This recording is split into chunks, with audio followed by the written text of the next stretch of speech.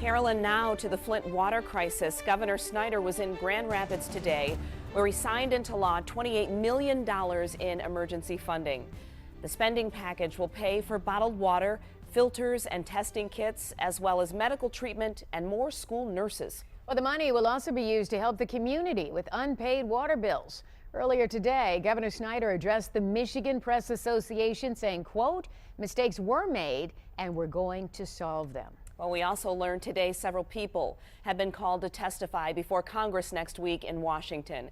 Governor Snyder was not on that list, but it does include the city's former emergency manager, Darnell Early, members of the EPA, and the director of the DEQ. Now, the governor did say today the water in Flint could be safe to drink in mere months. But do people believe it? 7 investigator Jonathan Carlson live in Flint right now with more on this. Jonathan. Hey, good afternoon, guys. Yeah, the governor's saying that water could be back on, that clean water, in as soon as 2 to 3 months, but he cautioned that that's if everything goes perfectly, and we all know that may not happen. Meanwhile, the man in charge of finding out who screwed up here is talking.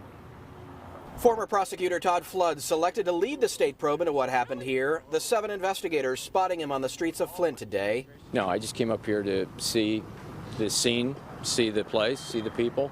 I'm not doing any interviewing of anybody. I just really came up here to observe. What did people know and when did they know it? How did this happen?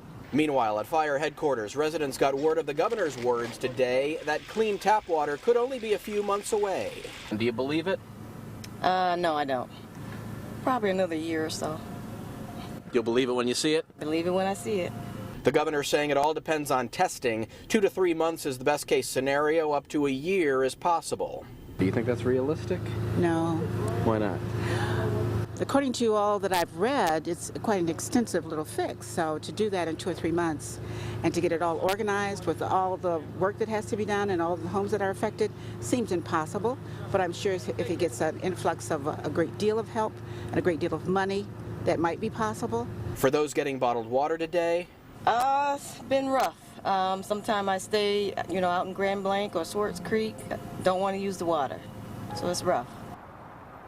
Also want to tell you that the city of Flint announced today that some 250 homes outside of the city are actually on Flint water, and those residents are now being told that they may as well have been exposed. Finally, coming up at 6 o'clock, we take you inside a Flint home to show you just how people are coping with all of this.